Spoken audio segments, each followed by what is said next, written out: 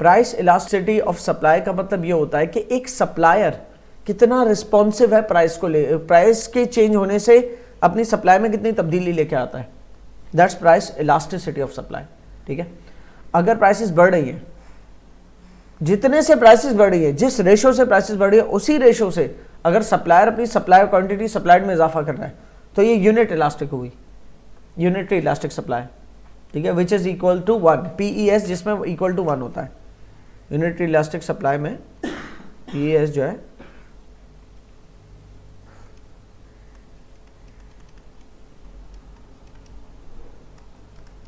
Price elasticity of supply greater than 1 होती है तो मतलब इलास्टिक, 1 से भी ज्यादा है तो हम उसको इलास्टिक का नाम देते हैं, और लेस देन 1 होती है तो इन इलास्टिक। इन इलास्टिक का हरगिज़ मतलब ये नहीं बिल्कुल इन इलास्टिक, कुछ ना कुछ तो इलास्टिसिटी है लेकिन इतनी नहीं है। जितनी परसेंटेज से प्राइस चेंज हो रही है उतनी परसेंटेज से क्वांटिटी सप्लाइड में चेंज नहीं आ रहा। मतलब प्राइस अगर 20% से इंक्रीज हो रही है तो क्वांटिटी सप्लाइड से 15% से इंक्रीज हो रही है। प्राइस और सप्लाई के केस के अंदर क्या डायरेक्ट रिलेशन होता है ना, एक इंक्रीज होती है दूसरी भी इंक्रीज होती है। तो मार्केट में प्राइसेस बढ़ रहे हैं 20% से, तो सप्लायर जो है क्वांटिटी सप्लाइड पिछली जो कर रहा था उससे 15% ऊपर कर पा रहा है maximum. So you know this is relatively inelastic. ठीक है, अच्छा जी। So what is price elasticity of supply? So far we have studied that law of supply क्या कहता है, जब प्राइसेस गुड्स एंड सर्विसेज के बढ़ते हैं तो क्वांटिटी सप्लाइड उसकी एक्सपेंड होती है। जब गुड्स एंड सर्विसेज के प्राइस फॉल होते हैं तो क्वांटिटी सप्लाइड उनकी कॉन्ट्रैक्ट होती है। इसी वजह से इसका कर्व यूं बनता है। ठीक है, ये कर्व क्या बता रहा है? ये कर्व ये बता रहा है कि जितनी प्राइसेस बढ़ेंगी तो सॉरी जितनी प्राइसेस बढ़ेंगी, ये प्राइसेस है, क्वांटिटी सप्लाइड उतनी बढ़ेगी। प्राइसेस बढ़ेंगी, क्वांटिटी सप्लाइड बढ़ेगी। ठीक है, that's what this curve is saying. अब अक्सर ऐसा होता है कि आपकी प्राइस वो जो है ना सप्लाई कर्व कुछ इस तरह से बनता है। फॉर एग्जांपल अगर मैं एक्स और वाई एक्सिस बनाऊं तो आपका सप्लाई कर्व इस तरह से बन रहा है। This is what is it? This is inelastic. ठीक है ना, वो इस वजह से कि लेट्स सपोज यहां प्राइस थी आपकी, यहां चली गई $200 थी, सही है, और आपकी 300, 400, 500 डॉलर्स पे चली गई प्राइस, इतनी हाई हो गई प्राइस। लेकिन आप जब $200 पे क्वांटिटीज प्रोवाइड कर रहे थे, लेट्स सपोज 1000 यूनिट्स, ठीक है, तो आप अब 500 की प्राइस में 1000 यूनिट्स भी नहीं, 1000 यूनिट से भी कम प्रोवाइड कर रहे हो, ओ मतलब 2000 भी नहीं, 2000 से भी कम, 1000 से तो ज़्यादा कर रहे हो, लेकिन फिर भी इस पॉइंट जितनी मतलब प्राइस में आप देखो ना इंक्रीज कितना आया है, 200 से 500 पे गई है, 300 का इंक्रीज आया है। 300 का इंक्रीज प्राइस में है डिवाइडेड बाय 200 से, डिवाइड बाय 200 मल्टीप्लाइड बाय 100, तो percentage increase, percentage change in price कितना है? 150%। कितना है? 150%, 150% परसेंटेज चेंज इन प्राइस है।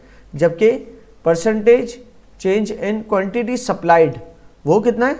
1000 से तकरीबन 1800 पे जा रही है। ठीक है ना, 1000 से 1800 पे जा रही है तो कितना परसेंट हुआ? 80%। ठीक है ना, 800 से बढ़ रही है, 1000 से शुरू हुई थी क्वांटिटी सप्लाइड। ठीक है, तो कितना हुआ? 80%। तो प्राइस इलास्टिसिटी ऑफ सप्लाई कितना आया? 80 डिवाइड बाय 150। परसेंटेज का साइन परसेंटेज के साइन समझो कट गया, तो 8/15। ठीक है ना, और ये 8/15 की अगर इसको हम 7 अगर ये 750 होती और अच्छा ले लेते, चलो 750 होती तो 75% आता, 75% आता तो 75 ओवर 150 होता। 75 ओवर 150 अगर होता तो उसका आंसर आता 1/2, तो क्या 0.5।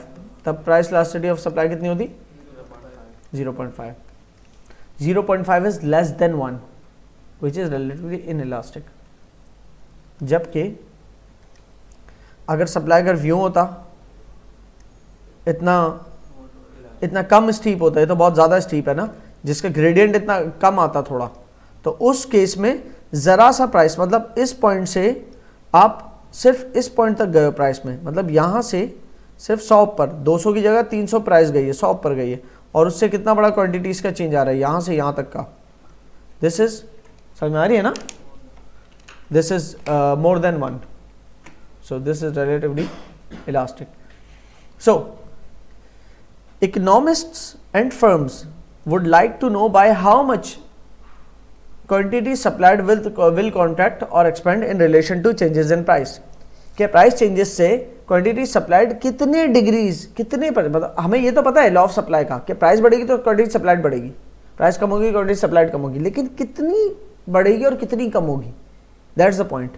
तो वो हमारा निकालेंगे हम किससे, प्राइस इलास्टिसिटी ऑफ सप्लाई के कॉन्सेप्ट से। Price elasticity of supply is the degree of change in the quantity supplied due to a change in price। Price के चेंज की वजह से जो क्वांटिटी सप्लाइड में फर्क आता है, इसका फॉर्मूला क्या है, percentage in quantity, percentage change in quantity supplied divide by percentage change in price.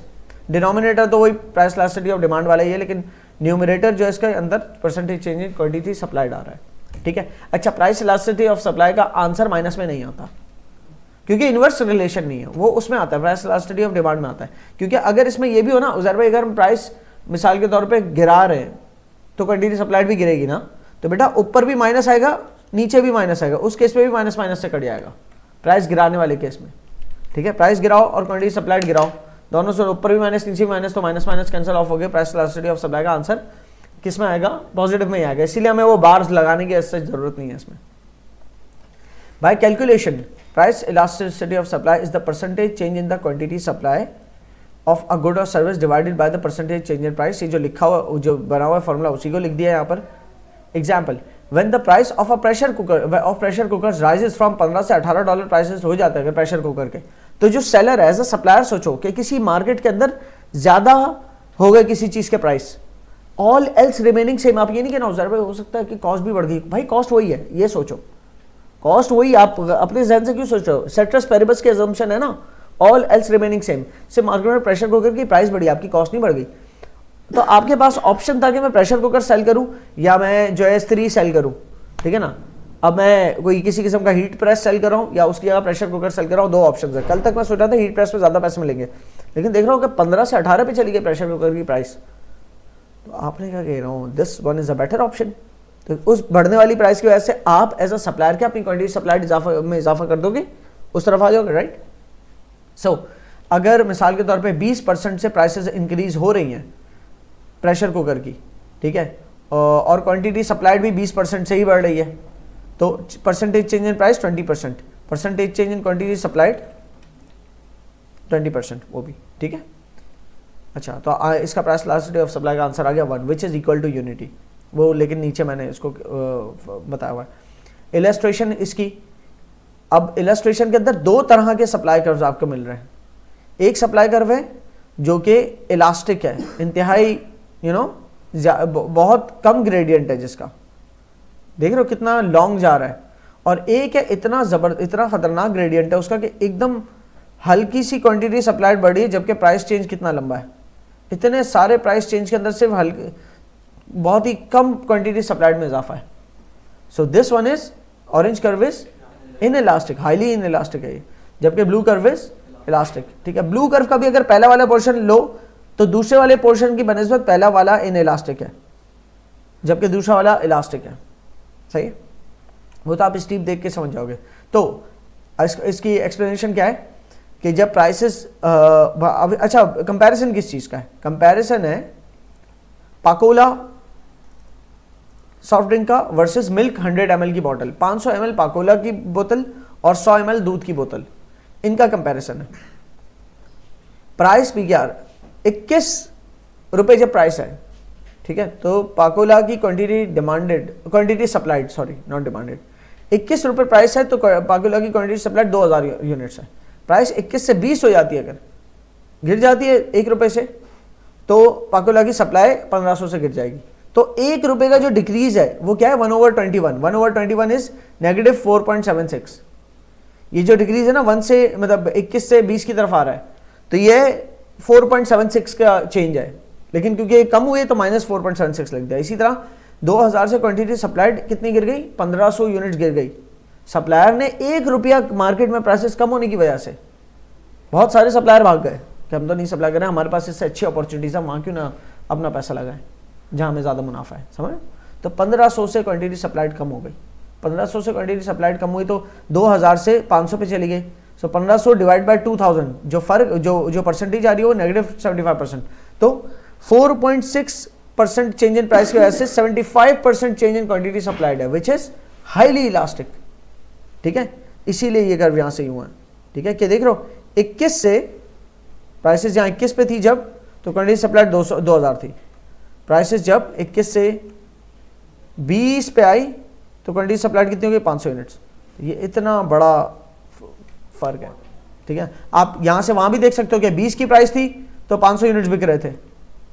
ठीक है, जैसे ही प्राइस 21 की हुई तो 2000 यूनिट्स बिक रहे हैं, तो कितना बड़ा राइज है। यूँ भी देख सकते हो उसको, बोथ वे, इधर भी देख सकते हो।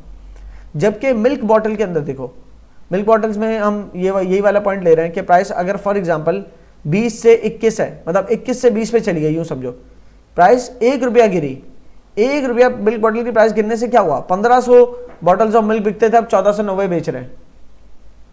पहले सप्लायर 1500 बॉटल सप्लाई करते थे 21 रुपये प्राइस पे, अब 1 रुपया कम होने की वजह से वो सिर्फ 10 यूनिट्स कम सप्लाई कर रहे हैं। They are inelastic about it.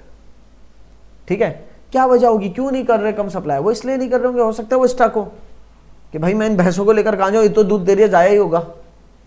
मे भी इस तरह की कोई कंडीशन हो। क्लियर हो रही है? बहरहाल, तो आप इस ग्राफ को भी वैसे ही रीड करेंगे जैसे पिछला वो किया था, और you must be able to make these graphs. में जितने भी ग्राफ्स हैं वो आपने प्रॉपरली बनाने हैं सारे खुद से। ठीक है, ताकि फिर आप जा ऑनवर्ड जैसे ही ग्रो अप करोगे ना इसी के अंदर, इकोनॉमिक्स के अंदर फर्दर डेवलप होगे, तो आप लोगों के फिर हैंड में आ जाएगा। आप बिल्कुल, भले उसके बाद आप बहुत कैलकुलेशन नहीं भी करो, फिर भी आप सही ग्राफ बनाओगे, लॉजिकल होगे, लेकिन अभी कैलकुलेटेड बनाओ। So price elasticity of supply के केसेस, यहाँ पर एक price elasticity of supply when the prices are falling from 21 से 20 और 20 से 18। तो दो स्टेजेस में यहाँ पर बता रहे हैं, जब प्राइसेस 21 से 20 पे जा रही है और 20 से 18 पे आ रही है। तो 21 से 20 पे जब प्राइसेस गई थी तो परसेंटेज चेंज क्या था, -75% डिवाइडेड बाय -4.76%। तो percentage change in quantity supply divide by percentage change in prices जब हमने किया था तो उसका आंसर आया था 15.8। ठीक है, यह price elasticity of supply which is highly elastic. उसके बाद 20 से 18 पे जब गए प्राइस तब भी बड़े इलास्टिक थे कि आप 20 से 18 पे प्राइस गए तो क्या हुआ, जब 20 से 18 पे आए प्राइस तो 20 पे जब प्राइस थे तो क्वांटिटी सप्लाइड 500 थी, जब 18 पे प्राइस आए तो क्वांटिटी सप्लाइड 0। तो फर्क कितने, 20 से 18 पे प्राइस आने का मतलब 2 रुपीज गिर गए प्राइसेस, तो -2 rupees divided by 20 rupees multiplied by 100, percentage change in price नीचे आ गया, क्या है, -10%। जबकि पूरी की पूरी क्वांटिटी सप्लाइड गिर गई, 500 थी, 500 से 0 पे आ गई। तो 500 से 0 पे आने का मतलब 500 से 0 पे आने का मतलब 100% सप्लाई खत्म हो गई कि भाई 18 रुपये पे तो कोई भी बेचने के लिए राजी नहीं है। तो -500 डिवाइड बाय 500 मल्टीप्लाई 100, तो मतलब 100% से आपकी चेंज इन क्वांटिटी सप्लाइड है। तो इसका आंसर फिर -100 divide by -10 equals to 10। Price elasticity of supply क्या आई, 10 आई, which is relatively less inelastic, नहीं बोलो चलो 1 से तो ज़्यादा ही है ना, which is relatively less elastic than this one। इससे कम इलास्टिक है but still it is very highly elastic because it is way above 1। 1 होती है यूनिट इलास्टिक, 1 के बाद सारे इलास्टिक। अब 1 के बाद 10 पे अब देखो 9 स्टेप्स ज़्यादा है इलास्टिक 1 से, तो 1 की बनस्बत तो बहुत इलास्टिक है, लेकिन यूनिट इलास्टिक की बनस्बत तो हाईली इलास्टिक है। लेकिन स्टिल जो पहला वाला जो ड्रॉप था ना प्राइस का 21 से 1 पे आना, वहाँ जो हमारे पास पाकोला के जो सप्लायर भागे वो ज़्यादा थे। ठीक है, फिर आ गए मिल्क के ऊपर। मिल्क के ऊपर जो पहला 1 रुपये का ड्रॉप आया तो उस पर प्राइस इलास्टिसिटी ऑफ सप्लाई कितनी, 0.14। फिर दूसरा ड्रॉप आया 2 रुपये का जब मिल्क के ऊपर, तो प्राइस इलास्टिसिटी ऑफ सप्लाई कितनी हो गई, 0.27। ये दोनों ही 1 से कम हैं तो दोनों ही inelastic, but this one is highly inelastic, बिल्कुल ही 0 के करीब है। परफेक्टली इनइलास्टिक होता है 0, ये बिल्कुल उसके करीब है 0.14, ये उससे थोड़ा ज़्यादा है। ठीक है, but they both are less than 1, तो दे बोथ आर इनइलास्टिक। बाकी आप थ्योरी पढ़ोगे तो आपको समझ में आ जाएगा। सो ये 5 केसेस हैं आपके, equals to 1 unit elastic, less than 1 inelastic, greater than 1 elastic, और इक्वल्स टू 0 परफेक्टली इनइलास्टिक, और इनफाइनाइट कि हल्का सा प्राइस चेंज हो और क्वांटिटी सप्लाइड इनफाइनाइट हो जाए। जरा सी प्राइस ऊपर आई, सारे सप्लायर मार्केट, इस मार्केट के अंदर आ गए, सब कुछ छोड़ के, नहीं यार ये अच्छी मार्केट है, यहां पर इन्वेस्ट करो, सही है, तो दैट्स परफेक्टली इलास्टिक। और जरा से प्राइस ड्रॉप हुए, सब भाग गए मार्केट छोड़ के, कि एक यूनिट भी नहीं सप्लाई करना, दैट्स परफेक्टली इलास्टिक। ठीक है, कि बिल्कुल ही इतने रिस्पॉन्सिव है कि प्राइस गिरे तो सब भाग गए, प्राइस हल्के से बढ़े तो बेतहाशा सप्लायर्स आगे सप्लायर करने के लिए। क्लियर है? और ये प्राइस की वजह से चेंजेस है, प्राइस की वजह से जब भी चेंजेस आते हैं क्वांटिटी सप्लाइड में, तो वो मूव अलोंग द कर्व करते हैं, उसको शिफ्ट इन द कर्व मत कर देना, ये बात तो बिल्कुल बेसिक नॉलेज में हमारे। तो यूनिट इलास्टिक का कर्व ये देखो, 25% से अगर प्राइस बढ़ रहे हैं तो 25% से क्वांटिटी सप्लाइड बढ़ रही है, जबकि इन इलास्टिक का फर्क देखो, 30% से प्राइस अगर बढ़ रहे हैं लेकिन क्वांटिटी सप्लाइड से 20% से बढ़ रही है। थर्ड नंबर पे 25% से प्राइस बढ़ रहे हैं लेकिन 35% से क्वांटिटी सप्लाइड बढ़ रही है, दिस इज इलास्टिक। ठीक है ना, प्राइस इलास्टिसिटी ग्रेटर देन 1 है। जबकि ये परफेक्टली इन इलास्टिक है कि प्राइस चाहे 500 हो, 1500 हो, 2000 हो, जो भी हो, हम सप्लाई कितनी कर सकते हैं, सिर्फ इतने नंबर ऑफ यूनिट्स कर सकते हैं। ये आई थिंक 35,000 यूनिट्स हैं, कितने, 34,000 यूनिट्स, हाँ 34,000 यूनिट्स ही सप्लाई कर सकते हैं। ईदर वे आप चाहे 600 रुपये प्राइस रखो, 1500 रखो, 2000 रखो, क्योंकि इससे ऊपर प्रोडक्शन कैपेसिटी ही नहीं है, समझो इस चीज की। क्लियर हो गई? अच्छा, एक और बात यहां याद रखना, शॉर्ट रन में जब फैक्टर्स ऑफ प्रोडक्शन सारे मोबाइल नहीं होते, सारे ट्रांसफॉर्मेबल नहीं होते, तो शॉर्ट रन में आपकी इलास्टिसिटी जो है वो इन इलास्टिक होती है। प्राइस इलास्टिसिटी ऑफ सप्लाई की मिसाल ले लो, शॉर्ट रन में छोटे टाइम पीरियड इमीडिएटली अगर प्राइसेस बढ़े तो सारे सप्लाई नहीं आ सकते होंगे, किसी ने अपनी भैंसें पाली हुई होंगी, किसी ने अपनी फैक्ट्रीज लगाई हुई होंगी, तो सब छोड़ के गंदम बेचने नहीं आ सकते प्रैक्टिकली। तो शॉर्ट रन में गंदम के प्राइस बढ़ने से वो इतनी इलास्टिक नहीं होगी, लेकिन इन द लॉन्ग रन सब अपनी चीजें बेच बाज के इस बिजनेस में आ सकें, जब वो लॉन्ग रन होता है ना, सब अपने फैक्टर्स ऑफ प्रोडक्शन को ट्रांसफॉर्म कर सके, तो in the long run everybody can come in this. तो लॉन्ग रन में हमारी प्राइस, लॉन्ग रन में इलास्टिसिटी ज्यादा होती है, ठीक है ना, ज्यादा लोग आ सकते हैं उस मार्केट के अंदर। और शॉर्ट रन में चाहे प्राइसेस बढ़ भी गए लेकिन बहुत सारे सप्लायर नहीं आ सकते, क्योंकि उनको पहले एग्जिट भी तो लेना है ऑलरेडी जहां पर इन्वेस्टमेंट से स्टक है।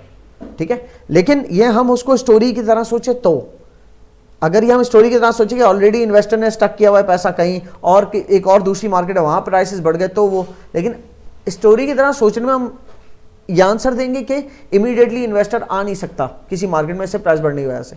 लेकिन अगर उसको हम ऑल्टरनेटिव्स के तौर पे सोचे कि एक ऑल्टरनेटिव सप्लायर के पास ऑप्शन ए है, ऑप्शन बी है, ऑप्शन सी है, ऑप्शन ए जो है वो फूड के ऊपर इन्वेस्ट करना, ऑप्शन बी जो है वो अम्यूजमेंट पार्क्स के ऊपर इन्वेस्ट करना, ऑप्शन सी जो है वो क्लोथिंग इंडस्ट्री के अंदर इन्वेस्ट करना है।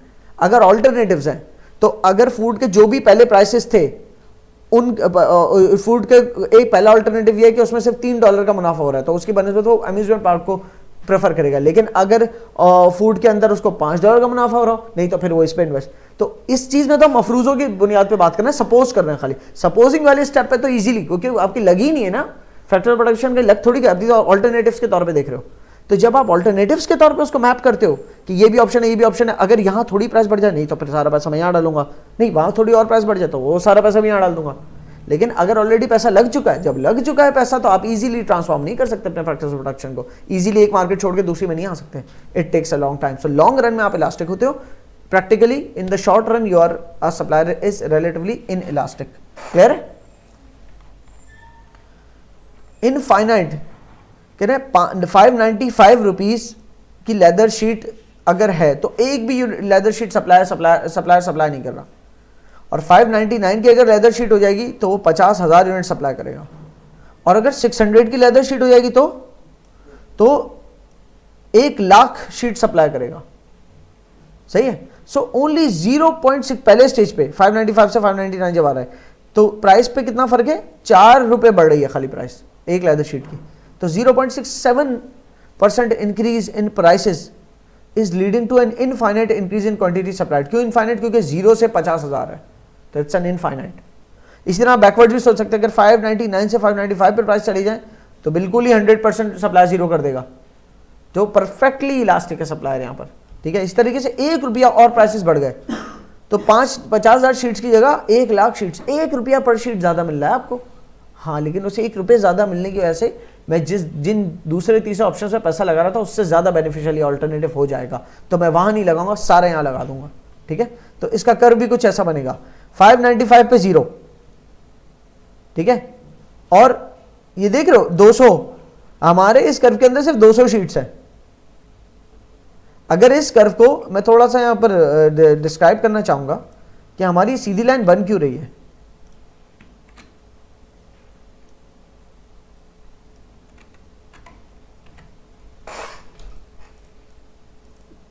ये वैसे आपको जो कर्व नजर आ रहा है, इसको पहले मैं एक दफा और बनाता हूं इसी कर्व को, ठीक है।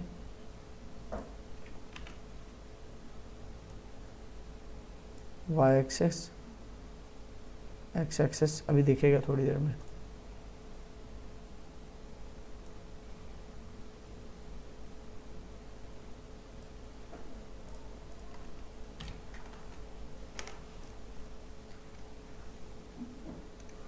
जब 500 पे 595 पे प्राइस है तो 0 यूनिट्स, जब 600 पे प्राइस जा रही है, ठीक है, तो 100,000 यूनिट्स, 100,000।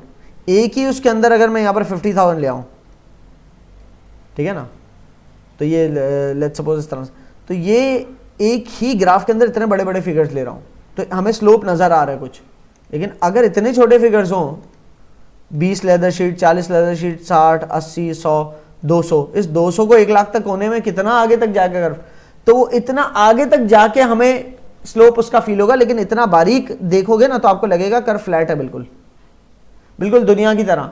दुनिया वैसे गोल है, दूर से देखो, पीछे आ गए, जूम आउट कर, लेकिन जूम इन हो जाओ तो आपको जमीन बिल्कुल सीधी लगेगी। तो इट्स समथिंग लाइक दैट, ठीक है ना, कि अगर किसी भी जगह जूम इन कर दूं, मैं किसी पॉइंट को जूम इन कर दूं तो मेरे लिए एक स्ट्रेट लाइन के तौर पे लगेगा, ठीक है। ये जूम इन करता चला जाऊं, करता चला जाऊं, so it will be like a straighter line to me, सही है। It's something like that will be a straighter line to me relatively. So perfectly elastic का मतलब क्या होता है कि हल्के से प्राइस बढ़ गए तो सारा सप्लायर आ जाएगा यहाँ पर, इतनी बेतहाशा क्वांटिटी सप्लाई कर देगा। और हल्के से प्राइस गिर गए, मतलब 600 प्राइस कर दिए तो 1 लाख यूनिट सप्लाई करने के लिए राजी है। 595 प्राइस करिए, 5 रुपए कम किया प्राइस में, तो 0 यूनिट सप्लाई करने के लिए राजी है। They are perfectly elastic about it. Determinants of price elasticity of supply, क्या फैक्टर्स हैं जो कि डिसाइड करते हैं कि सप्लाई कितने के सप्लाई इलास्टिक होगी कि नहीं होगी। इसका जनरल पॉइंट यह है कि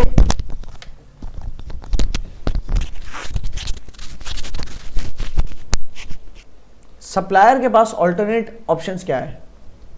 जिस तरह जब हम determinants of price elasticity of demand पढ़ रहे थे कि वो क्या चीज़ है जो बताती है कि हमारी डिमांड इलास्टिक है या इन इलास्टिक है, तो उसका जवाब हमारा ये था कि कंज्यूमर के पास, कस्टमर के पास ऑप्शंस क्या हैं। अगर कस्टमर के पास बहुत ऑप्शन है तो किसी एक, फॉर एग्जाम्पल चाय बहुत महंगी हो गई या चाय थोड़ी भी महंगी हो गई, तो कंज्यूमर अगर ऐसा है किसी ऐसे मुल्क में जहाँ चाय कॉफ़ी को बराबर रखते हैं, तो चाय महंगी हो गई तो कॉफ़ी पी लेंगे, या कोक महंगी हो गई तो पेप्सी पी लेंगे, ठीक है। इस तरह से वेरी करते हैं कंज्यूमर। अगर तो they are price elastic because they have options, ठीक है। लेकिन अगर ऑप्शंस ना हो, कंज्यूमर को पता है कि ये वाहिद मोनोपोली है, मुझे जो इंटरनेट कनेक्शन या टेलीफोन कनेक्शन फराहम करती है ये एक ही कंपनी है पूरे मुल्क में, अगर ये प्राइस बढ़ाएगी तो भी वो इनइलास्टिक होंगे, तब भी उसी से लेंगे टेलीफोन कनेक्शन। व्हाई?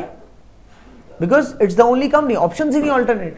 तो जब कंज्यूमर कस्टमर के अंदर रहते हुए हमने ये डिटरमिन किया कि कंज्यूमर के पास कितने ऑप्शन है, उसी हिसाब से इलास्टिक इन इलास्टिक होगा वो। प्राइस अगर बढ़ेगी तो भाग जाएगा, प्राइस बढ़ेगी तो नहीं भागेगा, मतलब इलास्टिक है या नहीं है इलास्टिक, वो डिफाइन करता है, वो डिपेंड करता है कि उसके पास कितने ऑप्शन है। बिल्कुल वैसे ही सप्लाई के अंदर आके सप्लायर के ऑप्शन देखे जाते हैं। अगर सप्लायर के पास कोई और अपॉर्चुनिटी है ही नहीं इन्वेस्टमेंट की, तो चाहे उस मार्केट के अंदर प्राइस गिरे या बढ़े, उसने वही सप्लाई करना है। वो एक ऐसी जगह पर सबर्ब्स में रहता है जहां पर अर्निंग ऑप्शंस नहीं है बहुत किस्म के, वो अपनी ज़मीन के अंदर सिर्फ एग्रीकल्चर ही कर सकता है, और जिस तरह का सीजन है उसके वहां पर वो चावल ही उगा सकता है अभी एक्स्ट्रा पानी के अंदर, ठीक है। तो वो चावल ही उगा सकता है। अब चावल की मार्केट भले गिर भी जाए या चावल के प्राइसेस ना भी बढ़े, वो अपनी सप्लाई फराहम कर रहा है, तो वो इनइलास्टिक है। चावल के प्राइस मार्केट में 30% गिर गए, तो ये अपनी सप्लाई ज़्यादा 10% कम कर देगा, या 10% में एरिया निकाल लेता हूँ, वहाँ पर कैटल फार्मिंग कर लेता हूँ थोड़ी, बाकी तो चावल ही उगाऊंगा। क्योंकि चावल की तो इतने 200 एकड़ अगर ज़मीन है तो उसमें से 10%, मैक्सिमम 20 एकड़ भी बहुत है। खैर 1-2 एकड़ के ऊपर एनिमल्स पल जाएंगे सारे, सही है। बाकी ज़मीन पे तो मुझे चावल ही उगाना है, उसको क्या करूँ, भले प्राइस गिर भी गए कुछ प्राइस तो मिल रहा है ना, तो वो बंदा इन इलास्टिक है, बिकॉज उस सप्लायर के पास कोई ऑप्शन नहीं है दूसरा सप्लाई करने के लिए। लेकिन ऐसी जगह पर शहर के अंदर आ जाओ जहाँ पर एक लैंड है मिसाल के तौर पे 1000 यार्ड्स का, उसको पता है वो कराची के अंदर, वो उस लैंड का के अंदर स्कूल को भी दे सकता है किराए पे, खुद भी स्कूल खोल सकता है, वो चाहे तो बैंक को किराए पे दे सकता है, वो चाहे तो मैरिज हॉल खोल सकता है, वो चाहे तो कोई इंडोर कोई स्पोर्ट्स का सेटअप खोल सकता है, इतने सारे ऑप्शन है उसके पास। तो वहाँ उस जगह को लेकर सप्लायर इलास्टिक होगा कि उसको लगता है कि अगर ज़्यादा प्रॉफिटेबल वेंचर, वो मैरिज हॉल्स या कोई इवेंट होल्ड करने के हॉल्स हैं, वो ज़्यादा प्रॉफिटेबल वेंचर है तो बंद करेगा अपना। अगर उसका वो मतलब पहले तो अगर खोल के बैठा हुआ है स्पोर्ट्स इंडोर स्पोर्ट्स सेटअप खोल के बैठा हुआ, वो बंद करके खोलेगा मैरिज हॉल। लेकिन लेट्स सपोज हम ऑलरेडी स्पोर्ट्स नहीं खोला हुआ हमने, तो एक स्टेप बैक आके ऑल्टरनेट के ऑप्शन के ऊपर सोचते हैं। एक ऑप्शन है कि वो इंडोर स्पोर्ट्स खोले, दूसरा ऑप्शन है मैरिज हॉल्स खोले, ठीक है। इन दोनों ऑप्शन में जिसमें उसको लगा कि डिमांड बढ़ गई, दिसंबर के मतलब सितंबर से लेकर जो है ना ऑनवर्ड सीजन होता है शादियों का बहुत कराची में, तो उसको लगता है कि यार this is the time, so he is not gonna go and open up sports का कोई किसी किस्म का इंडोर सेटअप, बल्कि वो क्या करेगा, वो मैरिज हॉल खोलेगा, बिकॉज बेटर प्राइसेस मिल रहे। तो वो क्या है, प्राइस इलास्टिक है वहां पर। तो डिटर्मिनेंट है क्या, कब है सप्लायर कब इलास्टिक होता है, जब उसके पास इन्वेस्टमेंट ऑप्शन ज्यादा हो। कब इन इलास्टिक होता है, जब इन्वेस्टमेंट ऑप्शन ना हो उसके पास। तो प्राइस गिर रही है फिर भी सप्लाई कर रहा है, क्यों, क्योंकि कोई और ऑप्शन है ही नहीं किसी और तरह के प्रोडक्ट का। भाई चावल की प्राइस गिर रही है क्योंकि चावल बहुत सस्ता इंपोर्ट हो रहा है, तो अब आप कुछ और करें, मैं क्या करूं इस जमीन पे, और कुछ नहीं कर सकता। थोड़ा बहुत मैं कैटल फार्मिंग कर दी तो थोड़ी बहुत चावल की जगह खत्म कर दी। इन इलास्टिक प्राइस को लेकर मुझे चावल ही सप्लाई करना है। दूसरे एंड पे उसी बंदे को शहर पे डाले तो इतने सारे ऑप्शन है कि एक मार्केट के अंदर प्राइसेस गिरे, कोई बात नहीं, मैं यहाँ ऑपरेट ही नहीं करता, मैं दूसरी मार्केट पे आ जाता हूँ, सही है। इसी तरीके से दूसरी मार्केट के थोड़े से प्राइस बढ़ गए तो सब वहां आ गए कि नहीं यार ये ज्यादा बेटर मार्केट है, सही है। दैट डिफाइन सप्लायर के ऑप्शंस डिफाइन करते हैं कि सप्लायर कितना प्राइस इलास्टिक होगा कि नहीं। और फिर यहाँ पर जो है ना वो तो जनरली बता दिया। अब उसके बाद एक एक पॉइंट लिखा हुआ है, अवेलेबिलिटी ऑफ इनपुट्स। अब अगर किसी मार्केट के अंदर प्राइसेस बढ़े हैं, फॉर एग्जाम्पल सप्लायर कल तक प्रोवाइड कर रहा था फास्ट फूड, सही है, और उसको लगता है फास्ट फूड से ज़्यादा प्रॉफिट उसको फाइन डाइन पे मिलना है, ठीक है ना, एला कार्ट सिस्टम पे मिलना है कि लोगों को उनके हिसाब से टेस्ट डेवलप कस्टमाइज फूड के तौर पे, उसको लगता है वहाँ पर ज़्यादा है इनपुट, वहाँ पर उसको ज़्यादा प्रॉफिट होगा, मुनाफा होगा। लेकिन वो कब ट्रांसफॉर्म होगा, उसको लगता है कि यार ईजी है मेरे लिए, मेरे पास इनपुट्स भी अवेलेबल है। इनपुट्स क्या है, फैक्टर्स ऑफ प्रोडक्शन, मेरे पास फैक्टर्स ऑफ प्रोडक्शन है, मेरे जो भी कुक्स हैं वो फाइन डाइन का एक्सपीरियंस रखते हैं, तो बस वो फाइन डाइन के ऊपर आएगा। इनपुट्स अवेलेबल हैं तो वो इलास्टिक है, लेकिन उसके पास है ही नहीं कोई तजुर्बा, कोई एक्सपीरियंस, कोई लेबर इस तरह की जो फाइन डाइन की कुक कर सके, तो फिर वो नहीं करेगा, वो इन इलास्टिक होगा। चाहे भाई चाइनीज रेस्टोरेंट के बहुत, कोरियन कल्चर बहुत इन होता जा रहा है, तो उसके जो है ना रेस्टोरेंट्स के अंदर बहुत महंगे रेस्टोरेंट्स खुल रहे हैं, बहुत महंगे, बहुत अच्छा प्रॉफिट है, कोई बात नहीं, मेरे पास कुक नहीं है, आई एम इन इलास्टिक, मैं फास्ट फूड ही बेचूंगा because I don't have inputs, ठीक है। टाइम होराइजन फॉर प्रोडक्शन, ठीक है, आपके अगर मिसाल के तौर पे ये शॉर्ट रन लॉन्ग रन वाली बात कर रहे हैं ना, ओके फाइन,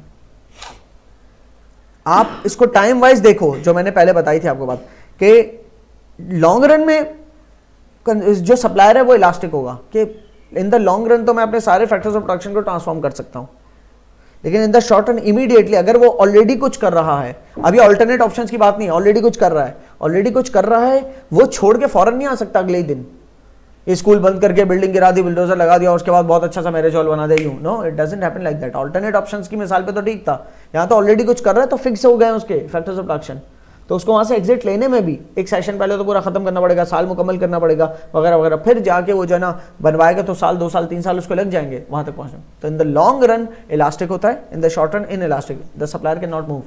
बहुत अच्छे प्रॉफिट्स हैं आपको इवेंट मैनेजमेंट में मिल जाएंगे, कोई बात नहीं, आई कैन नॉट मूव, मेरी जहां पर इन्वेस्टमेंट स्टक है मैं अभी नहीं निकल सकता वहां से, क्लियर। एक और मिसाल लो, बहुत अच्छी, एक सप्लायर ने अगर बैंक में पैसा रखवाया हुआ है कि यार उसको बैंक से रिटर्न मिल रहा है, बहुत अच्छे प्रॉफिट्स मिल रहे हैं, ठीक है,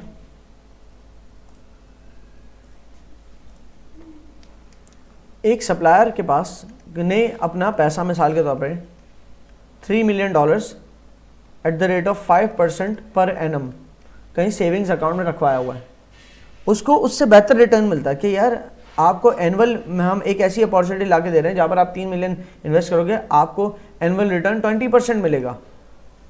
great, but what do I do? 3 years के लिए पैसा स्टक है, I can not take that money out. समझ आ रही है? तो इन द लॉन्ग रन तो वो काम कर सकता है ये वाला, लेकिन अभी इमीडिएटली नहीं कर सकता। तो अभी क्या है, इतना अच्छा रिटर्न मिल रहा है, प्राइसेस बढ़ गए किसी मार्केट के अंदर,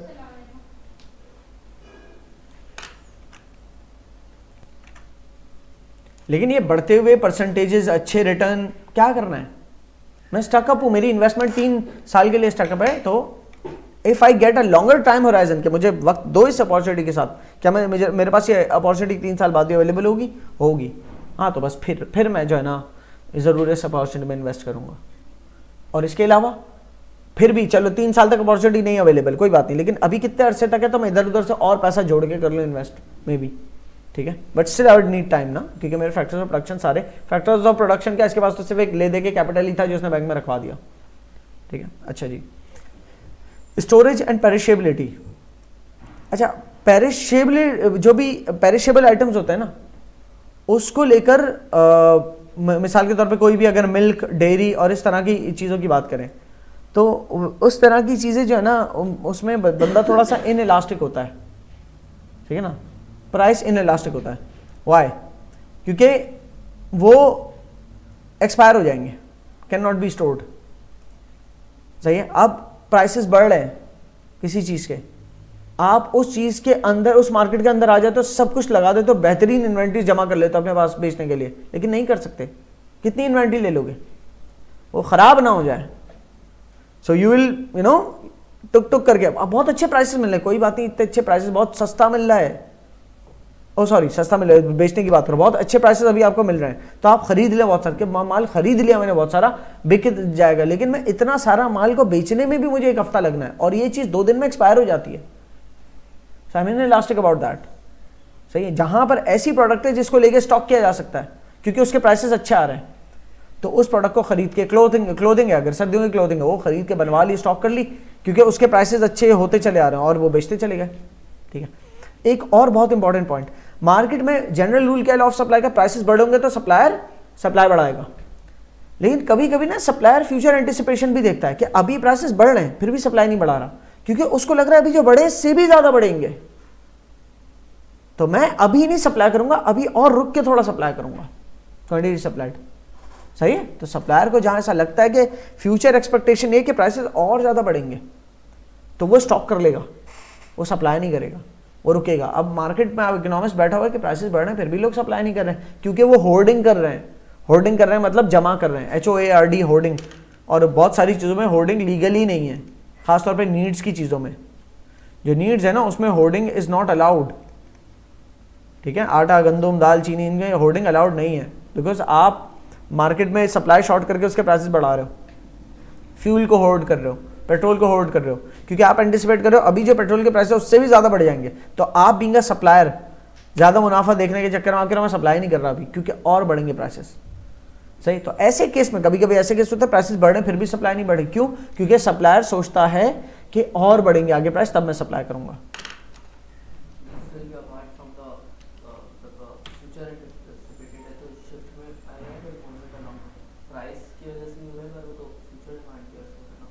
ओह यस, एक मिनट इसके सवाल को। सो प्राइस अगर आपकी बढ़ रही हो, आपका सवाल ये था ना कि ये अदर देन प्राइस फैक्टर है, अदर देन प्राइस फैक्टर नहीं है। पहली बात तो हम पढ़ क्या रहे हैं, हम पढ़ रहे प्राइस इलास्टिसिटी का टॉपिक, तो हर चीज प्राइस को लेकर ही बात कर रहे हैं यहाँ पर। प्राइस, अब बात ये प्राइस बढ़ रहे हैं तो जनरल रूल ये कि सप्लाई बढ़नी चाहिए। सप्लाई कितने से बढ़ी है ये पढ़ रहे हैं अभी हम। सप्लाई अगर प्राइस मिसाल के तौर पे 10% से प्राइस बढ़ रही है और सप्लाई 10% से प्राइस के अंदर इंक्रीज आ रहा है और सप्लाई में कितना इंक्रीज आ रहा है, 20% से इंक्रीज आ रहा है, तो क्या है, elastic.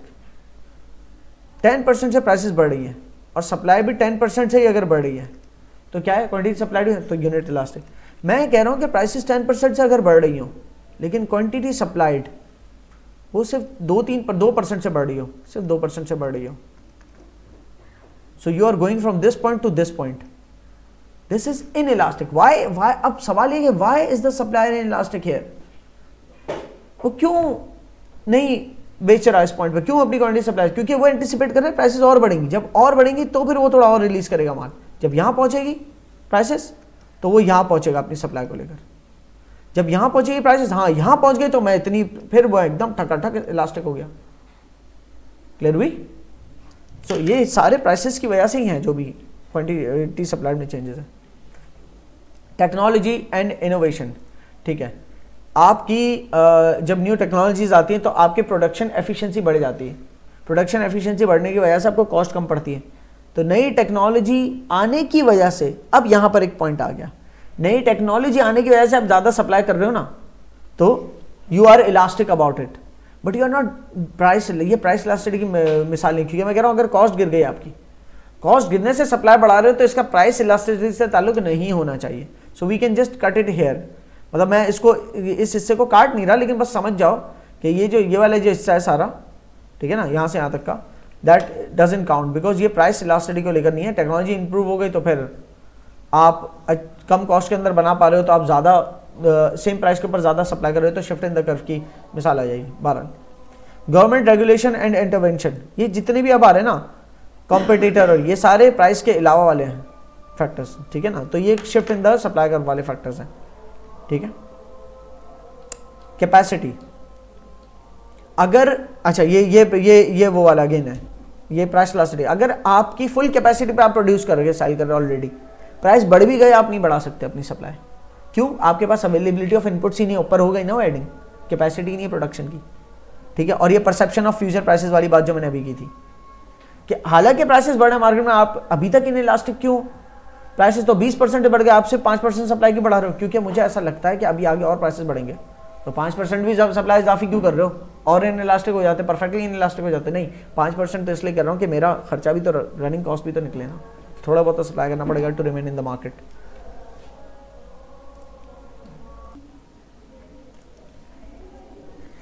Changing price elasticity of supply, बिल्कुल जैसे आपने डिमांड का पढ़ा था ना, ठीक है, वैसे ही सप्लाई को लेकर है।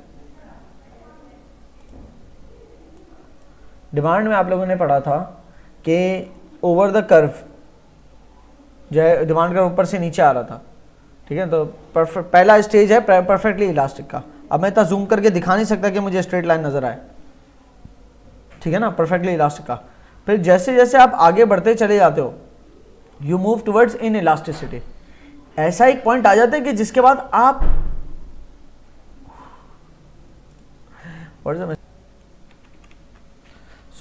अगर हम अलोंग द कर्व देखें तो generally price elasticity of supply should be like this. At first perfect elastic, क्यों? क्योंकि आप जीरो से कुछ सप्लाई करना शुरू हो जाओ तो आपका चेंज का बेस बनता है जीरो। जबकि आप 10 यूनिट भी सप्लाई कर रहे हो ना, तो 10 divide by zero is some infinite, ठीक है ना। तो percentage change in quantity supplied जो है न्यूमरेटर में वो इनफाइनाइट अगर आ जाए, जबकि डिनोमिनेटर में चेंज इन प्राइस 0 से 10 जा रहा है, ठीक है ना, 0 से 10 जा रहा है, खैर वो भी इनफाइनाइट है। सो इट्स लाइक समथिंग, एक मैथमेटिकल एरर है, लॉजिक, कोई लॉजिक नहीं है, कोई reasoning, but again we will classify it as perfectly elastic, कि कुछ सप्लाई होना शुरू हो गया, कुछ नहीं हो रहा था, और कुछ सप्लाई होना शुरू हो गया। तो पहले से कंपैरिजन में बहुत ज़्यादा है। कितना ज़्यादा है? बहुत ही ज़्यादा है। पहले कुछ भी नहीं था, कुछ है, अब कुछ सप्लाई हो रहा है, सो इट्स इनफाइनाइट। फिर आप इलास्टिक हो कि अब जब प्राइस बढ़ रहे हैं, जितने भी प्राइस बढ़ रहे हैं, आप क्वांटिटी सप्लाई बढ़ा रहे हो अपनी, you are elastic about it. एक पॉइंट ऐसा आएगा कि जितने रेट से प्राइस बढ़ रहा है, उसी रेट से आप अपनी क्वांटिटी सप्लाई बढ़ा रहे हो, ठीक है, you are unit elastic about it. एक पॉइंट ऐसा आएगा कि आपके प्राइस तो बहुत बढ़ रहे हैं, लेकिन आपकी सप्लाई इतनी नहीं बढ़ पा रही, जिस परसेंटेज से प्राइस बढ़ रहे हैं उस परसेंटेज से गालिबन सप्लाई नहीं बढ़ पा रही, ऐसा भी पॉइंट आ सकता है, ठीक है। एक पॉइंट आएगा जब आप सप्लाई नहीं कर सकते, कैपेसिटी खत्म, ये वो कर्व यूं होगा उस वक्त, सीधा फ्लैट, कि दुनिया में रिसोर्सेज लिमिटेड है भाई, ऐसा थोड़ी कि ऐसे जाता जाएगा। एक पॉइंट आएगा जब यूं हो जाएगा फ्लैट, कि अब उसके बाद जो भी प्राइस पॉइंट मिल जाए, ये क्वांटिटी सप्लाइड सिर्फ यहाँ तक रहनी है, इससे ज़्यादा हो ही नहीं सकती। क्लियर हुई? तो वो वाला पोर्शन क्या हो गया? परफेक्टली इन इलास्टिक, के ज़्यादा वो सप्लाई नहीं कर सकता। लेकिन कभी आप देखोगे कि अब आपने एक रूल ऑफ थंब बना लिया कि भाई जितना आगे एक्सटेंडेड फॉर्म में जाएंगे तो उतना ही जो है ना इन इलास्टिक की तरफ जा रहे हैं, जरूरी नहीं है। हो सकता है आपका कर्व इस तरह का हो, आप किसी मार्केट को माइक्रो लेवल पे आके अगर जांच रहे हो तो आपका हो सकता है कर्व कुछ इस तरह से हो।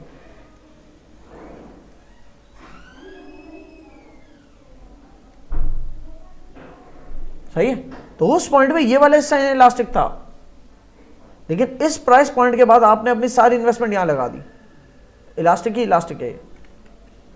सही है, लेकिन अगर इसको जूम आउट करो और पूरी दुनिया की रिसोर्सेज इस प्रोडक्ट को बनाने में यूज हो रही हो और हम देखें तो फिर कोई एक पॉइंट आएगा जब ये प्रोडक्ट बनना बंद हो जाएगी, तो उसके अंदर रहते हुए ये जो हमें कर्व का पैटर्न दिख रहा है कि जूम इन करके वर्जन है, कोई माइक्रो लेवल है, लेकिन मैक्रो लेवल पे देखेंगे अगर हम तो मैक्रो लेवल पे एक चीज एक हद तक ही सप्लाई हो सकती है, उसके बाद सप्लाई जीरो हो जाएगी उसकी। क्लियर है? हिरन का गोश्त खाने का पूरी दुनिया को शौक हो जाए तो क्या होगा, खत्म हो जाएंगे एक पॉइंट पे आके। सही है। अच्छा, तो along the curve as a rule of thumb ये इस तरह से देख लो बस, लेकिन अगर स्पेसिफिक किसी मार्केट के कोई स्पेसिफिक टाइम ड्यूरेशन के अंदर या किसी एक स्पेसिफिक ऑल्टरनेटिव के अंदर दो फैक्टर्स को देख रहे हो तो इलास्टिक एंड इलास्टिक कर्व देख के पहचानोगे आप, कि वो कर्व या फॉर्मूले को पहचानोगे कि परसेंटेज चेंज इन प्राइस के बाद कितना percentage change in quantity supplied है, तो उस बेसिस पे डिसाइड करोगे वो इलास्टिक है या नहीं है, या वो परफेक्टली इन इलास्टिक है मतलब जिसकी पीएस जीरो आ रही है, या वो इनफाइनाइटली इलास्टिक है जिसकी मतलब एरर मैथमेटिकल एरर टाइप का कुछ आ रहा है जिसकी प्राइस इलास्टिसिटी ऑफ सप्लाई के अंदर। Changes in price elasticity of supply due to shifts in supply. अच्छा, अब सप्लाई कर्व में शिफ्ट होने की वजह से प्राइस इलास्टिसिटी ऑफ सप्लाई में क्या चेंजेस है। दिस इज लॉजिकली एक अजीब सी बात है, ठीक है, लेकिन अजीब सी बात नहीं है। आप कह रहे हो कि शिफ्ट हो रहा है तो उसकी प्राइस इलास्टिसिटी को कंपेयर क्यों कर रहे हैं? कर सकते हैं भाई, हम बात ये कर रहे हैं कि वो प्रोडक्ट जिसकी सप्लाई कर्व पहले ये था तो उसकी जो पीईएस यहां पर आ रही थी इस पॉइंट पे, उसी प्रोडक्ट का सप्लाई कर्व अगर ये हो जाए तो उसकी जो पीईएस यहां पर आएगी, इन दो पीईएस का कंपैरिजन। सही है, जो पीईएस निकल रही है ना प्राइस इलास्टिसिटी ऑफ सप्लाई, वो ब्लू कर्व के हिसाब से निकल रही है, ऑरेंज कर्व के हिसाब से निकले, फिर इन दो का कंपैरिजन हो रहा है। आपको गलती से ये मत समझ जाना कि प्राइस इलास्टिसिटी ऑफ सप्लाई निकाल कुछ ऐसे रहे कि इसका एक पॉइंट यहां से उठा रहे हैं और इसका एक पॉइंट वहां से उठा रहे हैं, ऐसा कोई नहीं है। दो प्राइस इलास्टिसिटीज को कंपेयर करने के लिए कि अगर कर्व जब S0 पे था तो जो प्राइस इलास्टिसिटी थी और जब S1 पे आया तो जो प्राइस इलास्टिसिटी है, उन दो के फर्क जितना ज्यादा हम आगे होंगे उतना ज्यादा हम इन इलास्टिक की तरफ होंगे। सप्लाई इतनी प्रैक्टिकल रीजन, जब सप्लाई बहुत ज्यादा अवेलेबल होगी, ठीक है ना, तो सप्लायर प्राइस गिरने के बावजूद सप्लाई कर रहा होगा कि इतनी सप्लाई मौजूद है, they are readily available to supply more and मोर।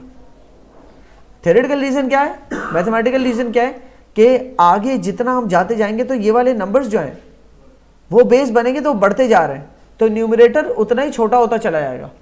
इसकी वर्किंग में करके दिखा देता हूं एक दफा ताकि आपको रिवाइज हो जाए बात। यहां पर ब्लू कर्व को अभी हम देख रहे हैं खाली, तो आप समझो कि ये 180 है और ये नहीं, ये 180 कर लो, इसको 180 कर लो, इस ब्लू पॉइंट को, ये 180 है और ये 140 है। अच्छा, ये पुराना वाला है ये, लेट्स सपोज, ठीक है ना, तो 140 से 180 पे जा रहा हो अगर क्वांटिटी सप्लाइड, कब जाएगी, जब प्राइस 40 से 60 पे जा रही हो, ठीक है ना, तो प्राइस 40 से 60 पे जा रही है तो चेंज इन प्राइस क्या हुआ, 20/40। 40 से 60 पे जाने के लिए 20 से इंक्रीज है ना, तो change in price divide by previous price multiplied by 100। और क्वांटिटी सप्लाइड में फर्क क्या आ रहा है, 140 से 80 पे जा रही है तो 40 से क्वांटिटी सप्लाइड का इंक्रीज है, शुरू कहां से हुई थी, 140 से, ठीक है। सो दिस इज 2/7, ठीक है ना, और ये अगर मैं यूं वैसे निकालूं तो ये आ रहा है 3.5, ठीक है, या 35%, 35% डिवाइड बाय 50%, सही है। तो हमारी PES कितनी आई, लेस देन 1 है, ठीक है, कितनी है, 0.7 है, विच इज लेस देन 1, जबकि एक स्टेप और आगे चले आते हैं, अगर इस वाले को कंपेयर करते हैं दूसरे वाले को, कि हम सेम प्राइस लेवल जब 40 पे था तो हम इतना सप्लाई कर रहे थे और 60 पे आया तो हम इतना सप्लाई कर सकते हैं।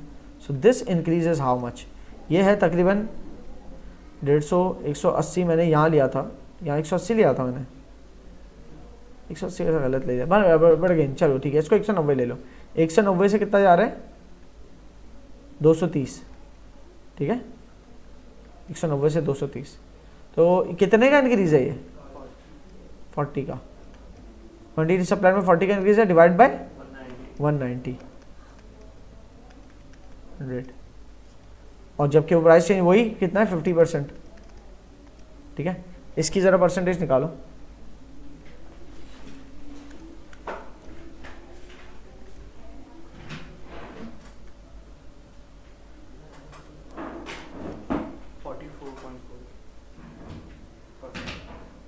$40 डिवाइड बाय 190, 0.2, तो 44% कैसा है, 21%। ये छोटी परसेंटेज है डिवाइड बाय 50%, तो ये छोटा नंबर आएगा जितना ज्यादा आगे जाते जा रहे हैं, जबकि यहाँ पर 35% डिवाइड बाय 50% था तो 0.7 आया, यहाँ 21% डिवाइड बाय 50% है तो क्या आया 0.42। PS कितनी आई, ठीक है ना, तो 0.42 इज रिलेटिवली लेस इलास्टिक या more inelastic, it's more inelastic than 0.7। तो अगर यहाँ पर एक लाइन, नंबर लाइन बनाऊं, 0 से स्टार्ट करूं उसको, और ये अगर 1 है तो ये 0.7 का यहाँ पर लाया करेगा, जबकि 0.42 कहीं यहाँ पर लाया करेगा, ठीक है ना। तो आपने देखा जितना हम आगे जाते जा रहे हैं उतनी हमारे पास ऊपर चेंज इन एक्स एक्सेस कम होता जा रहा है। क्यों? क्योंकि बड़े नंबर से कंपैरिजन है, ठीक है ना, किसी भी चेंज का और बड़े नंबर से कंपैरिजन है तो वो छोटा परसेंटेज देगा। तो वो जितना हम आगे टुवर्ड्स द राइट होंगे उतना ही, चाहे वो डिमांड हो या सप्लाई कर्व हो, उन दोनों सूरतों में हमारी इलास्टिसिटी पिछले कर्व की बनिस्बत कम इलास्टिक होगी, ठीक है। पहले भी ये सवाल दिया है प्राइस इलास्टिसिटी ऑफ डिमांड को लेकर। अगर वो सवाल आपने सॉल्व किया है तो आप ये सवाल, उसके अंदर तो जवाब भी लिखा हुआ है लेकिन इसके अंदर आपने जवाब लिखना है, उसमें लिखा हुआ है, इसमें बस यहाँ तक लिखा है, उसमें तो पूरे 2 पैराग्राफ लिखे हुए थे, इसका आपने पूरे जवाब को कंप्लीट करना है, तब जाके आपकी अंडरस्टैंडिंग इसमें कंप्लीट होगी, ठीक है। अब आ जाते हैं आखिरी उसके ऊपर, significance of price elasticity of supply. किसके लिए? कंज्यूमर के लिए, फर्म्स के लिए और गवर्नमेंट के लिए। कंज्यूमर्स के लिए प्राइस इलास्टिसिटी ऑफ सप्लाई की क्या सिग्निफिकेंस है? अगर सप्लाई इलास्टिक है, ठीक है, तो कंज्यूमर को पता है कि थोड़ा सा भी वो एंटिसिपेट कर सकता है प्रोडक्ट की अवेलेबिलिटी, कि अगर प्राइस गिरने वाले हैं तो सप्लायर भाग जाएंगे मार्केट से, बिकॉज दे आर इलास्टिक। तो कंज्यूमर को पता है कि मार्केट में प्रोडक्ट शॉर्ट हो जाएगी, तो I should go and buy it, सही। अगर क्योंकि सप्लायर्स को नहीं मिला यहां पर बेनिफिट, फॉर एग्जाम्पल एक कंपनी आके खुली, लेट्स सपोज वावा कार्स, सही है, आपको लग रहा है कि वो लॉसेस में है लेकिन सर्विस बहुत अच्छी दे रहा है, आपको अपनी गाड़ी बिकवानी थी, यार इनसे इनके जरिए बिकवा देता हूं क्योंकि मैं एंटिसिपेट कर रहा हूं कि they are elastic, price elastic, इनको लॉस हुए हैं और अब ये भाग जाएंगे, तो इससे पहले भाग जाए मैं अपनी गाड़ी बिकवा दूं उनके जरिए, वरना मुझे भागना पड़ेगा अपनी गाड़ी बेचने के लिए, सही है। तो आपने उसकी सर्विस यूज कर ली because you could anticipate it. इसी तरीके से आपने देखा कि यार एक मार्केट है कि जिसके अंदर there is no supply and you are thinking, you are planning to go out या इंपोर्ट कराने का उस प्रोडक्ट का सोच रहे हो, लेकिन आप देख रहे हैं इवेंचुअली कोई किसी किस्म के जो है ना गवर्नमेंट की तरफ से उससे उस मार्केट से रेगुलेशन हट गए कि अब जो सप्लायर चाहे वो बढ़ा सकते हैं प्राइसेस। कि जब वो सप्लायर प्राइसेस बढ़ा सकते हैं तो सप्लायर अपनी प्रोडक्ट और फराहम भी करेंगे, आपको लगता है एंटिसिपेट करो, क्योंकि वो उस टाइप की प्रोडक्ट है कि सप्लायर उसके बारे में प्राइस इलास्टिक है। तो आपको कि let's not import the product, क्योंकि इंपोर्ट करूंगा 1 महीने बाद आएगी, गवर्नमेंट का रेगुलेशन हटाए तभी सप्लायर जो है ना फौरी तौर के पे जो है ना इसको अवेलेबल कर देंगे, सही। गवर्नमेंट की रेगुलेशन खत्म हुई तो मैं क्यों इंपोर्ट के चक्कर करूं जब गाड़ी के इंपोर्टर्स मौजूद हैं, वो मंगवा वो अपने हिसाब से प्राइस चार्ज कर सकते हैं। अगर कंज्यूमर से गवर्नमेंट ने कोई कैप लगाया हुआ तो वो हटा दिया कि चलो अब आप कैप मतलब मैक्सिमम कितने प्राइस चार्ज कर सकते हो। गवर्नमेंट ने पहले रखा होता है मैक्सिमम, आप लेट्स सपोज पर गाड़ी जो है ना, लेट्स सपोज एक फ्लैट प्राइस डाल दिया कि आप जो है पर गाड़ी $1000 का एक मुनाफा कमा सकते हो, तो कैप हटा दिया गवर्नमेंट, अब जो जितना चाहे मुनाफा कमा सकता है। लेट्स सपोज इस तरह की मार्केट हो जाती है, तो अब वो और उस सेक्टर के अंदर इन्वेस्टमेंट्स आएगी और ऑप्शंस खुलेंगे आपके पास। पहले जो ऑप्शंस नहीं थे अब आपके पास वो ऑप्शंस आ गए, तो आपके अब मैं क्यों मंगवाऊं बाहर से, खुद ही सब कुछ अवेलेबल तो है, तो I wait and I buy from them. ठीक है, तो कंज्यूमर जो है प्राइस इलास्टिसिटी के जरिए कोई प्रैक्टिकल डिसीजन मेकिंग ले सकता है सप्लाई मार्केट को समझ के।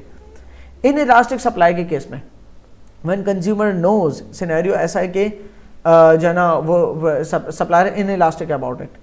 तो in scenarios where supplies inelastic consumers face challenges in accessing desired goods, कि आप एक चीज चाह रहे हो लेकिन मिल नहीं पा रही, इन इलास्टिक है कंज्यूमर ओ सप्लायर। मार्केट में प्राइसेस बढ़ भी रहे हैं फिर भी सप्लायर सप्लाई नहीं कर रहा, सही है। कंज्यूमर को पता है ये एक ऐसी मार्केट है जिसके अंदर सप्लायर के हाथ में ही नहीं है। मार्केट में उसको अच्छे प्राइस मिल भी जाएंगे फिर भी उसके पास प्रोडक्शन कैपेसिटी नहीं है, तो यहां मैं डिसाइड करता हूं मैं बाहर से ही मंगवा लेता हूं खुद, ये नहीं कर सकता, इसके पल्ले की बात नहीं है। फिर फर्म्स इलास्टिसिटी ऑफ सप्लाई को देखकर, मतलब फर्म्स का क्या बिहेवियर है, वो यूटिलाइज करती हैं टू फोरकास्ट कि वो प्राइस फ्लक्चुएशन के साथ कैसे एडजस्ट हो सकती है। अच्छा, एक अजीब सी बात है कि फर्म्स को ये कोई स्क्रीन बनी हुई है जिसपे लिखा हुआ प्राइस इलास्टिसिटी ऑफ सप्लाई कितनी है, ऐसा नहीं है कि कहीं कोई लिखी हुई है पहले से और फर्म्स फिर डिसाइड करेंगे। फर्म्स का जो बिहेवियर है वो डिसाइड करता है प्राइस इलास्टिसिटी ऑफ सप्लाई क्या है। प्राइस फ्लक्चुएशन के ऊपर जो सप्लायर्स हैं वो कितना ज़्यादा प्रोड्यूस करके सेल करना चाहते हैं या कितना कम प्रोड्यूस करके सेल करना चाहता है, ये डिसीजन मेकिंग ही तो बताती है कि पीईएस क्या बनी। इसमें यह मत समझना कि फर्म जो है वो पीईएस को देख के सोच रहे हैं कि हमें कितना सप्लाई करना चाहिए। अच्छा जी, आपको मार्केट प्राइसेस अच्छे हो गए, ठीक है, बहुत बढ़ गए किसी प्रोडक्ट के, और आपके पास सप्लाई भी मौजूद है देने के लिए, तो क्या आप स्क्रीन पे देखोगे किसी लिखा हुआ कि पीईएस क्या चल रही है, अगर कम चल रही है 1 से कम चल रही है तो फिर मैं सप्लाई ना करूं? ये थोड़ी होगा, मेरा डिसीजन, मैं तो सप्लाई करूंगा। तो पहली बात तो यहाँ पर इस तरह से लिखा हुआ होना नहीं चाहिए, जो मतलब, लेकिन नोट्स मेकिंग का तकाजा था तो बनाया मैंने। फर्म्स का जो बिहेवियर है प्राइसेस को लेकर वो डिसाइड करता है प्राइस इलास्टिसिटी ऑफ सप्लाई क्या है। ठीक है, कंज्यूमर्स को लेकर ये बात कर सकते हैं कि कंज्यूमर फर्म्स का बिहेवियर रीड कर सकता है अगर उस पोजीशन में है कंज्यूमर के, देखे कि भाई बहुत सारे कॉम्पिटिटर्स ऐड हो गए मार्केट के अंदर। जब मार्केट में कॉम्पिटिटर्स ऐड हो गए तो इधर वे प्रोडक्ट सप्लाई की जाएगी, कंज्यूमर वो सप्लायर्स आर इन इलास्टिक, चाहे प्राइसेस नीचे भी जाए ना तो भी सप्लायर सप्लाई करेगा, भागेगा नहीं मार्केट छोड़ के। ठीक है, क्योंकि इतनी ज्यादा सप्लाई बढ़ गई है मार्केट में ऑलरेडी। तो वो कंज्यूमर के लिए तो ठीक है डिसीजन मेकिंग के लिए कि okay fine let's just wait, एक कॉम्पिटिटर और आ रहा है, जैसे ही वो कॉम्पिटिटर आएगा तब मैं ये प्रोडक्ट बाय करने का डिसीजन लूंगा। फॉर एग्जांपल सोलर एनर्जी का कोई डिसीजन लेना चाह रहा है, उसको लगता है कि यार एक न्यू टेक्नोलॉजी आने वाली है, आ चुकी है, और वो न्यू टेक्नोलॉजी के साथ एक वेंडर नए किस्म के सोलर पैनल्स लेके आएगा मार्केट के अंदर, तब जाके जो दीगर दूसरे पैनल्स हैं उनके प्राइसेस बढ़ेंगे नहीं, गिर जाएंगे या उतने ही रहेंगे, तब सप्लायर्स के इतने नखरे होंगे नहीं, वो इधर वे अपने पैनल सेल करेंगे चाहे प्राइसेस गिर भी रहे हो। Let's wait for that day. Consumer तो डिसाइड कर सकता है, लेकिन प्रोड्यूसर किसी प्राइस इलास्टिसिटी ऑफ सप्लाई को देख के डिसाइड नहीं करता क्या करना है। प्रोड्यूसर तो बस ये डिसाइड करता है कि इस प्राइस, जितनी भी प्राइस रेंज आएगी उस पर मुझे सप्लाई करना है कि नहीं करना है, तो उसका सप्लाई करना या ना करना डिसाइड करता है कि पीईएस क्या बनेगी। ओके, सो इस बात को समझना जरा, बहरहाल फिर भी इसको रीड कर लेना। गवर्नमेंट्स का क्या है, गवर्नमेंट्स को लगता है कि सप्लायर्स जो हैं वो प्राइस इलास्टिक है किसी भी स्पेसिफिक प्रोडक्ट को लेकर। ठीक है, तो गवर्नमेंट ने क्या किया कि अगर गवर्नमेंट चाहती है, मिसाल के तौर पे गवर्नमेंट चाहती है कि जो किसी किस्म की शुगर बेवरेजेस है, अच्छा गवर्नमेंट चाहती है शुगर बेवरेजेस हैं उसकी सप्लाई मार्केट से ख़त्म करना चाहती है, तो आप कहोगे गवर्नमेंट जो है ना महंगी कर देगी, नहीं महंगी करेगी ना तो और सप्लायर घुसेगा मार्केट में। बहरहाल गवर्नमेंट महंगी कैसे करते, टैक्स लगा के, तो टैक्स लगा के महंगी करेगी तो सप्लायर पे कोई फर्क नहीं पड़ेगा, बल्कि क्योंकि वो पैसा सप्लायर के पास जा नहीं रहा है, तो प्राइसेस ज़्यादा हो भी रहे हैं तो टैक्स की सूरत में हो रहा है, गवर्नमेंट के पास आ रहा है, तो डिमांड तो उससे कम हो जाएगी, लेकिन सप्लाई भी तो कम करनी है। गवर्नमेंट को दो स्ट्रेटजीज लगानी है। गवर्नमेंट ने कहा कि अगर मैं टैक्स, फॉर एग्जाम्पल एक प्रोडक्ट है जो शुगरी बेवरेज है 50 रुपए की मिल सकती है, गवर्नमेंट ने कहा कि ये 50 की जगह हम इसके ऊपर कैप लगा देते हैं कि भाई आप मैक्स इसको 40 पे बेच सकते हो, इससे ऊपर का नहीं बेच सकते। या आप 50 की बेचोगे जब इस प्रोडक्ट को, क्योंकि आप शुगर बेवरेजेस बना के बेच रहे हो, तो इस प्रोडक्ट पे जब 50 की बेचोगे तो हर यूनिट सोल्ड के ऊपर 10 रुपए गवर्नमेंट को जाएगा। क्यों जाएगा? बस ऐसी पेनल्टी, हेल्थ पेनल्टी इसी भी नाम से गवर्नमेंट ने लगा दी। क्यों? क्योंकि गवर्नमेंट ये पैसा इन्वेस्ट बैक करेगी लोगों के हेल्थ वेलफेयर के ऊपर, ठीक है। तो अब सप्लायर को सिर्फ 40 बच रहा है, तो सप्लायर भाग जाएगा मार्केट छोड़ के, ठीक है। और गवर्नमेंट कंज्यूमर से भी चार्ज कर रही है 20, तो मार्केट में टोटल बिक रही है वो प्रोडक्ट कितने की? 40 सप्लायर को मिल रहे हैं, 10 सप्लायर गवर्नमेंट को दे रहा है और 20 कस्टमर गवर्नमेंट को दे रहा है, ठीक है ना। तो टोटल वो प्रोडक्ट बिक रही है 70 की, तो 70 की बिक्री 40 वाली 50 वाली चीज 70 की बिक्री की वजह से कंज्यूमर भी भाग गया और सप्लायर भी, कि वो मैं 50 पहले जेब में रखता था खुद, अब गवर्नमेंट ने 10 मेरी जेब से ले लिए, सप्लायर भी भागेगा। तो इस तरह से गवर्नमेंट जो है डिस्करेज करना हो ना कभी भी किसी चीज को, तो गवर्नमेंट देखती है कि उस प्रोडक्ट को लेकर अगर सप्लायर प्राइस इलास्टिक है तो गवर्नमेंट प्राइस के साथ खेलती है कि सप्लायर को कम प्रॉफिट बचेगा, खुद ही भागेगा। लेकिन अगर गवर्नमेंट को लगता है कि प्राइस इन इलास्टिक है कि उसको इससे कोई फर्क नहीं पड़ेगा, तो फिर गवर्नमेंट कोई और पैतरा अपनाएगी, सही किसी और किस्म के रिपरकशंस देगी उस सेक्टर को कि भाई आपने अगर प्रोड्यूस करना प्लास्टिक तो रिसाइकल्ड ही होना चाहिए, अगर नहीं हुआ तो बंद कर देंगे फैक्ट्री। तो फिर किसी और तरीके से जो है ना उनका बिजनेस को वो करेंगे कि एनवायरमेंट को प्रोटेक्ट करना है, लोगों की हेल्थ को प्रोटेक्ट करना है। बट द पॉइंट इज कि जब आप पढ़ें policy makers consider price elasticity of demand when implementing policies such as taxes और सब्सिडीज। गवर्नमेंट को ऐसा लगता है, सब्सिडीज भी तो एक पॉलिसी है, सब्सिडी का मतलब ये है कि गवर्नमेंट सपोर्ट करेगी। गवर्नमेंट को ऐसा लगता है कि एक बहुत इंपॉर्टेंट प्रोडक्ट है, फॉर एग्जाम्पल गंदम या कोई हॉस्पिटल बनवाना है, गवर्नमेंट चाहती है हॉस्पिटल बनवाना चाहती है, तो गवर्नमेंट कह रही कोई भी हॉस्पिटल इन्वेस्टर बनाएगा तो गवर्नमेंट उसको सब्सिडाइज करेगी, वो जो भी मशीन इंपोर्ट करेगा उसके ऊपर ड्यूटी चार्ज नहीं करेगी, XYZ बहुत सारे बेनिफिट्स दे रही गवर्नमेंट। लेकिन फिर भी हॉस्पिटल बंदा ओपन ना करे अगर, कि उसको ज्यादा फिर भी मुनाफा, अगेन हम अपने शहर के हिसाब से देखें तो एक फ्लैट लैंड है जिसमें बिल्डिंग बनाने की जरूरत नहीं है, उसको इवेंट्स के ऊपर लेट आउट कर दिया, लोगों के अंदर जो है ना बर्थडे पार्टीज कर रहे हैं, किसी किस्म के कॉन्सर्ट्स कर रहे हैं या किसी किस्म के इवेंट्स वेडिंग सेरेमनीज कर रहे हैं, वलीमा सेरेमनी, इस चीज़ में उसको ज़्यादा मुनाफा मिल रहा है, तो प्राइस इन इलास्टिक है कंज्यूमर, वो अपने सप्लायर प्राइस इन इलास्टिक है। चाहे गवर्नमेंट सब्सिडी भी दे देना तब भी मैं हॉस्पिटल नहीं खोल रहा, क्योंकि ज़्यादा मुनाफा मुझे फिर भी जो है हॉल्स के अंदर ही है, वेडिंग हॉल्स के अंदर ही है। क्लियर? तो कभी अगर इन इलास्टिक है तो गवर्नमेंट की पॉलिसी फेल हो सकती है सब्सिडी की, तो गवर्नमेंट को इस चीज़ का रखना चाहिए ख्याल पॉलिसी बनाते वक्त कि जो जिस नौयत की प्रोडक्ट है जिसके ऊपर गवर्नमेंट कोई पॉलिसी बना रही है तो क्या वो पॉलिसी अचीव होगी भी कि नहीं। और इस चीज़ को देखने के लिए सेवरल फैक्टर्स को देखना होता है, जिनमें से एक है गवर्नमेंट ये भी देखते हैं प्राइस इलास्टिसिटी ऑफ सप्लाई, कि सप्लायर जो है उस प्रोडक्ट को लेकर प्राइस इलास्टिक है कि नहीं है। अगर गवर्नमेंट चाहते हैं डिस्करेज करना उस प्रोडक्ट का, तो गवर्नमेंट किसी तरह ऐसी पॉलिसी बनाएगी कि सप्लायर की जेब में कम पैसा बचे, तो कम पैसा बचेगा खुद ही भाग जाएगा मार्केट छोड़ के। गवर्नमेंट चाहते हैं इनकरेज करना, तो गवर्नमेंट चाहेगी कि सप्लायर के जेब में अगर ज़्यादा पैसा बचे तो क्या वो मार्केट में आएगा इस प्रोडक्ट को ऑफर करने के लिए। अब इसका जवाब भी अगर ना आ जाए तो कि नहीं, आप सब्सिडी दे भी देंगे ना, तो जो भी सब्सिडी देंगे उससे फिर भी उतना मुनाफा कवर नहीं होगा जितना एक सप्लायर को वेडिंग हॉल्स के अंदर मिल रहा है, तो गवर्नमेंट की पॉलिसी फेल हो जाएगी। गवर्नमेंट कहती है हम मैक्सिमम 20% सब्सिडी दे सकते हैं, करोड़ों की मशीन मंगवाओगे, 10 करोड़ की मशीन है 2 करोड़ गवर्नमेंट दे देगी, 8 करोड़ तो सप्लायर जेब से दे। सप्लायर मैं क्यों दूँ 8 करोड़ जेब से, जब मेरा इतना बेहतरीन मुनाफे में चल रहा है काम, और जितना हॉस्पिटल से मुनाफा होगा उतना ऑलरेडी मुझे मिल रहा है, why do I even spend 8 crore और, सही ना, वो 80 मिलियन में और क्यों स्पेंड करूँ। तो ये तो पॉलिसी फेल हो जाएगी, suppliers in elastic about it. लेकिन कोई गवर्नमेंट बहुत बड़ी सब्सिडी दे रही है, बहुत बड़े फेवर दे रही है, तब तो जाहिर है फिर वो भी इलास्टिक हो जाएगा। But again government has to consider price elasticity of supply as well, कि सप्लायर जो है इलास्टिक होगा। कभी कभी ऐसा होता है कि सप्लायर रेडी तो है लेकिन उसके बाद कैपेसिटी ही नहीं है। सप्लायर रेडी है कि हाँ आप सब्सिडी दो, हम और बनाएंगे, हम और फेस मास्क बनाएंगे, लेकिन डिमांड इतनी ज़्यादा है कि हम नहीं बना सकते। हम फुल कैपेसिटी पे भी ऑपरेट करें अगर, तो हम ये कोविड का टाइम अगर चल रहा हो तो मैक्सिमम कैपेसिटी पे ऑपरेट करते हुए भी 24 घंटे काम कर लेंगे, इससे ज़्यादा क्या करेंगे। और बाकी बहुत सारी मशीनरी हमें इंपोर्ट करानी पड़ेगी जो कि लॉन्ग रन है, जो टाइम लेगी आने में सारा। तब तक हम, आप जितनी भी सब्सिडीज देते हम और मास्क नहीं बना सकते, तो सप्लायर्स आर प्राइस इनएलास्टिक, तो गवर्नमेंट बेवकूफ़ी करेगी सब्सिडी देके। ऑलरेडी फुल कैपेसिटी बना रहे, सब्सिडी देके प्रोडक्शन क्वांटिटी बढ़ थोड़ी जाएगी। Why give the subsidy then, क्यों जाया करे गवर्नमेंट उसमें पैसा।